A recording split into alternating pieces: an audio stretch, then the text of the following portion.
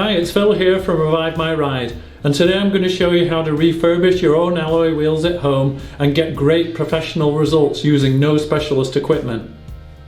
I'm going to split this job into two parts and two videos, the prep and the paint. And you guessed it, getting great results is all about the prep. Now I can guarantee most people will skip the prep and they'll go straight to the painting video, but they won't get the results that you will. So are you willing to do the prep, and do you want the best possible results? Good, let's go. The first thing you'll need to do is jack up the car, support it with an axle stand and remove a wheel. If you're unsure how to do this at all, don't worry, I have a video that'll show you how to do it in a step-by-step manner. I'll link to it in the description below. If your wheels have centre caps like these, then you'll need to remove them before you can get started. So these can be easily removed by tapping from the back with a hammer or a mallet handle. Just like this. With that done, we can get started cleaning the wheel. So here I'm using a product called Kryptonite, which is a strong detergent and degreasant.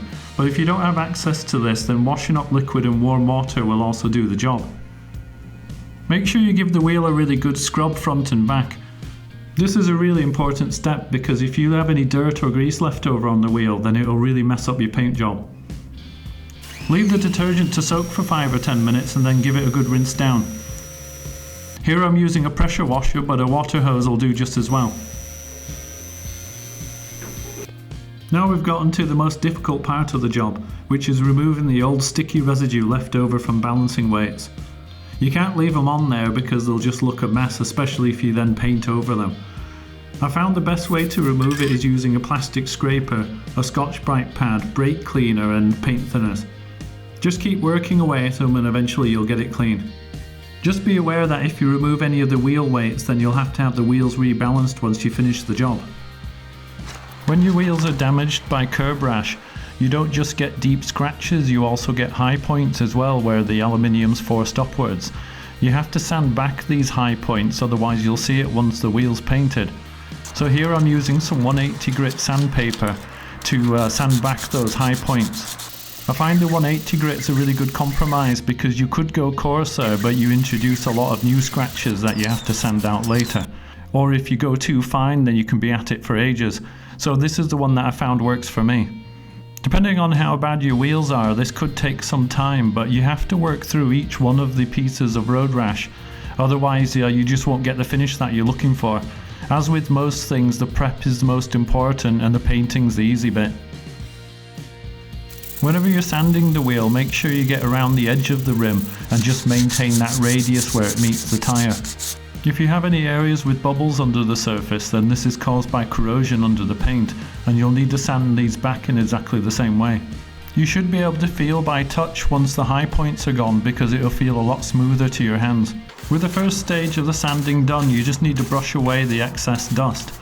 Or if you've got a vacuum with a reverse function, you can use it to blow away the dust instead. Now we need to mask off the tyre next to the areas of the alloy wheel where we need to do some filling.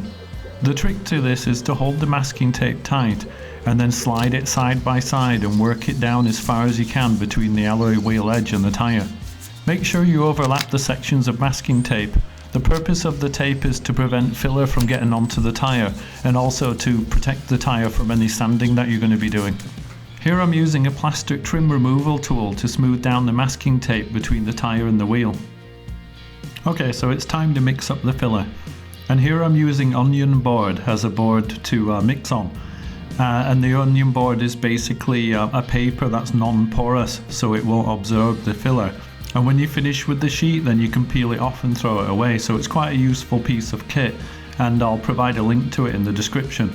But if you don't have this, you can use anything that's non-porous, so like a piece of metal or a piece of plastic. And you can even use cardboard as long as it has a glossy, shiny finish on it. Next I'm putting a blob of just normal body filler onto the onion board, and it's about 5 centimeters across and about 1 centimeter thick. And of course that'll depend on how much you feel you need to do for the filling required on your wheel. When adding the hardener, the rule of thumb is start at the middle of the blob and then draw a line to the outside edge. You'll see I've added a little bit extra here, but it's not too critical, so as long as you're in the right ballpark then you'll be okay. There's a bit of a technique to mixing the filler and the hardener. And basically what you're trying to do is make sure you don't introduce any air bubbles. So you definitely don't stir it because that will cause you problems. So the technique is to gather it all up on the paddle and then squash it down onto the board.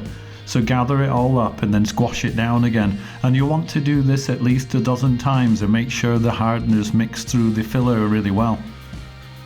You now have about 10 to 15 minutes to apply the filler.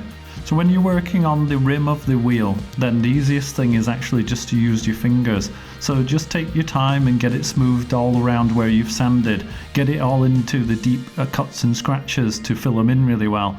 And don't forget to work around the edges of the wheel as well. If you're applying filler to any of the flat areas like the spokes of the wheel, then go ahead and use the paddle that you did the mixing with. Once the filler is fully cured, and I'd give it about 30 minutes just to be safe, we can go ahead and sand it back. Once again, we're using the 180 grit sandpaper, and it does take a little bit more time, but if you use a coarser paper then you risk introducing deep scratches.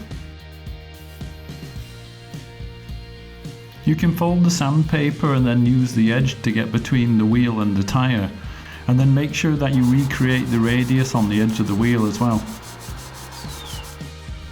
And sometimes if you roll the sandpaper up as well, then that will allow you to get into some of the curves and radiuses on the wheel. You should keep sanding until 95% of the filler is gone and there's just a small layer remaining. It should look something like this, and when you run your finger along all the areas where the scratches used to be, it should be smooth and you should feel no indentations, low spots or high spots at all. That's the bulk of the sanding done, but as the 180 grit sandpaper is quite a coarse paper, then it leaves 180 grit scratches, if you know what I mean. So there's two more stages that we're going to do. We're going to move to a 320 grit and then eventually to a 500. And this just has to be a quick once over, because with the 320 we're taking out the 180 grit scratches, and then with the 500 we're taking out the 320 grit scratches. And the end result will be that it's as smooth as it possibly can be after the 500, which will give you the best possible finish once you start to paint. So all these scratches here, you shouldn't be able to feel anything now using your finger. You know, it should feel completely smooth. So all of these other areas that we haven't sanded, you can just use like a green scouring pad. And what that'll do is just key the surface. It's kind of similar to using a 400 paper, but you're not going to introduce any deep scratches, so it'll paint over nice. So you just kind of give that a good once over anywhere where you know that you haven't been sanding. Just have to get rid of this old masking tape because it's a bit done now, but its job was to protect the tyre while we did the filling and sanding, and now we'll need to get this all clean. So get the masking tape off in case there's some dust trapped down there, and then blow it out with the back.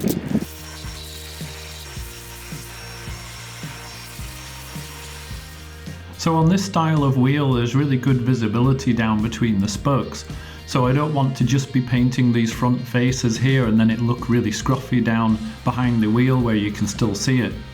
So we've finished our work on the front now, apart from the panel wipe, but there's no point cleaning it down until we finish the work on the back.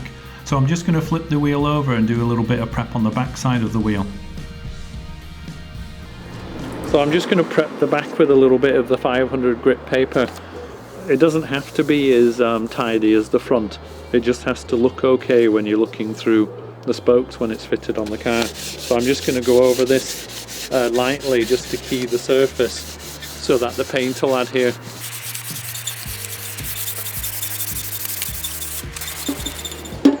I'm going to use some panel wipe to clean the surfaces, but I'm not going to use it straight from the tin because it can contaminate what's inside the tin if you keep coming along with a dirty cloth and tipping the bottle on it. So I just have like a little lid from an aerosol there, so I'm just going to decant a little bit. And then I have some lint-free cloth, but you don't want to tear it because that releases fibres, so you should always use a pair of scissors to cut off what you need. And it's a good idea to wear gloves to protect your hands while you're doing this as well. Okay, so all I need to do now is dip the cloth in and then clean the surfaces. This is removing dust and grease and other residues that may prevent the paint from adhering. Make sure that you give it a good wipe down everywhere that you plan to paint. And that includes the back of the spokes and all of these nooks and crannies. So you'll notice there's a little bit of black brake dust still in some of these divots at the back. I have sanded those and cleaned them as best I can, and some of it's just on there like concrete. But this is as clean as I could get it, so I'm pretty confident that once I've been over with the panel wipe, that these areas will take paint okay. Similar to earlier in the video, we're going to have to mask off the edge of the wheel where it meets the tyre.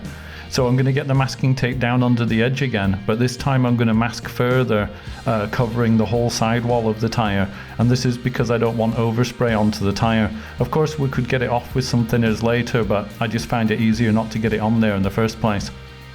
And now I'm just going to follow the same process, so panel wiping the front of the wheel and then masking off the front of the wheel, and the idea is both surfaces front and back will be ready for paint then.